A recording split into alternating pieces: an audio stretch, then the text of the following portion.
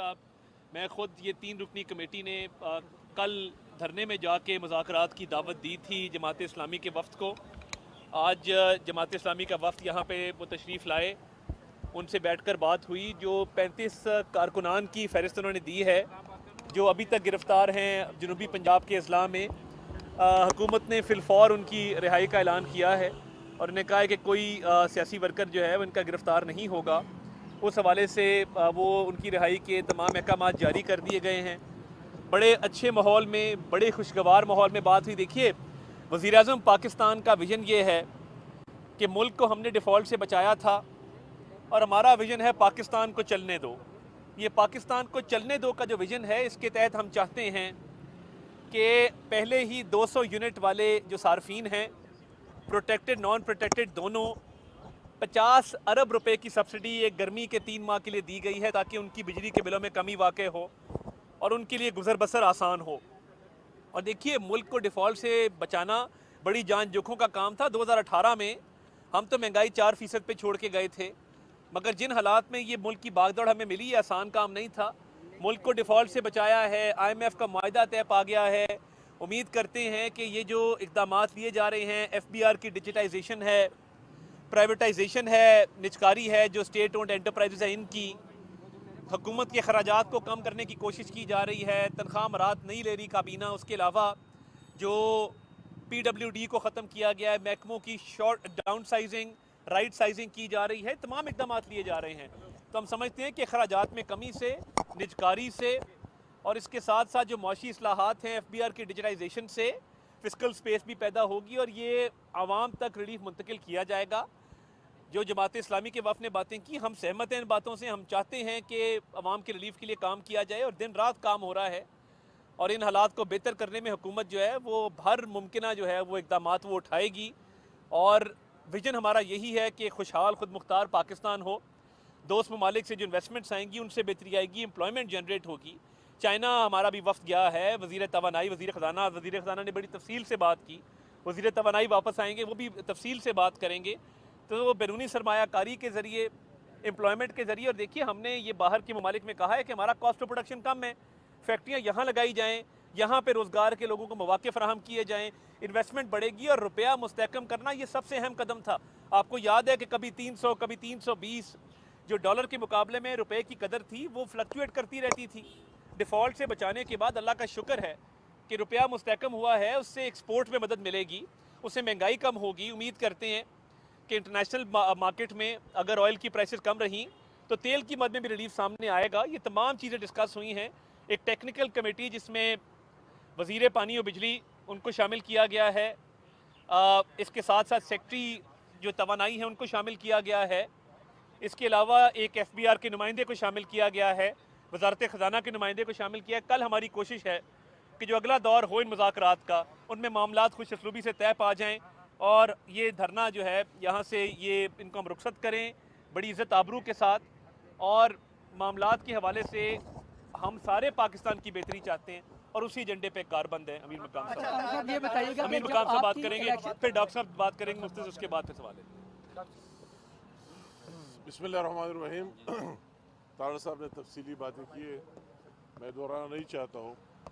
और मैं सिर्फ इतना कहूँगा कि हमारी जो जमात इस्लामी की वफ़द से बात हुई और उनके जो डिमांड्स है और वो जो चाहते वो हम सारे चाहते हैं। पाकिस्तान की 24 करोड़ आवाम भी वो चाहते हैं कि बिजली भी सस्ती हो, पेट्रोल भी सस्ता हो, तनख्वाहें भी ज़्यादा हो, टैक्सेशन भी नहीं हो और हर एक चीज़ इस तरह मिल जाए। मगर बात हमने उनसे वही कर दी कि आपको हमारे साथ बैठ कर देखना है। अगर किसी के जेब में 100 रुपये और आप डिमांड 200 रुपये की करते तो वो 100 रुपये किधर से आएंगे? तो आप आपस में वही हालात देखो। हमारी सबकी ख्वाहिश है कि इस तरह हो जाए, मगर उसके लिए क्या चाहिए और क्या नहीं चाहिए, तो ये बात पे हो गई कि हमारे टेक्निकल कमेटी भी उनके साथ बैठेंगे।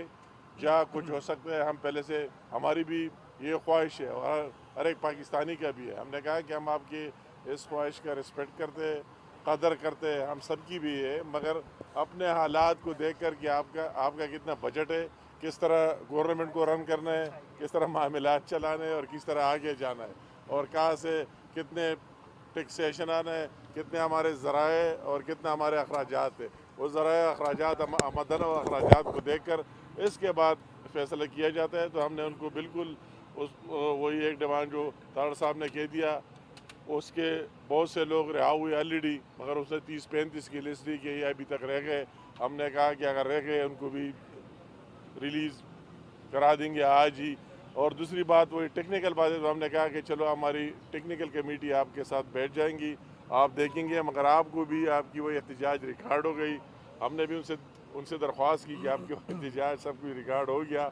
और ये बात हम सारे चाहते, मगर अपने वसाइल के अंदर रहते हुए, अपने चादर के अंदर रहते हुए, अपने ज़राए के अंदर रहते हुए कि आपको कितने मिल रहे हैं उसी से आप खर्च करा देंगे और मुल्क को चलाएंगे। तो इंशाअल्लाह ताला हमारी टेक्निकल कमेटी उसके साथ बैठेंगे और फिर इसके बाद उम्मीद हम रखते हैं कि वही डिस्पर्स हो जाएंगे इंशाअल्लाह ताला। जी डॉक्टर साहब। बिस्मिल्लाहिर्रहमानिर्रहीम। देखिए, आज जिस माहौल में बात हुई है जमात इस्लामी से, वो सारी बात जो है वो मेरे दोनों भाई आपसे कर चुके हैं। हमारे पास जिन मुतालबात का उन्होंने ज़िक्र किया, आप यकीन जाने ये बात मैंने उनके सामने भी हमने रखी कि मोर और लेस वही बातें तमाम वज़रा भी कर रहे होते हैं, गवर्नमेंट के दीगर नुमाइंदीन भी कर रहे होते हैं, और हत्ता कि प्राइम मिनिस्टर साहब की भी ज़ाती और दिली ये ख्वाहिश है। और हमने उन्हें बताया कि अभी 200 यूनिट तक के जो सार्फिन हैं उन्हें जो 50 अरब रुपए की मद में आप उसे सब्सिडी कहें, आप ये कहें कि उनका बोझ जो है वो कम करना, वो पैसे कहाँ से? वो पैसे PSDP का जो बजट था जिसमें MNAs के तरक्याती फ़ंड होते हैं उन पे भी कटौती, यानी उस हद तक भी जाके हमने कोशिश की है कि लोगों को ज़िंदगी में आसानी पैदा की जा सके। बहरहाल जितनी मज़ीद भी हमारे पास स्पेस होगी, हमारी टेक्निकल कमेटी उसको रिव्यू करेगी।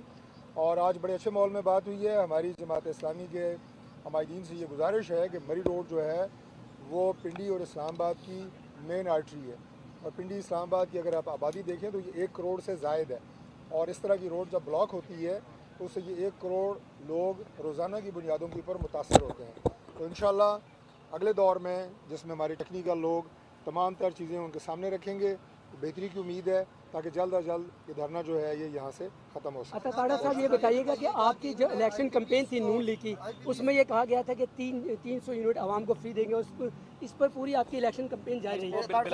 बिलावल साहब का ऐलान था इलेक्शन कैंपेन का।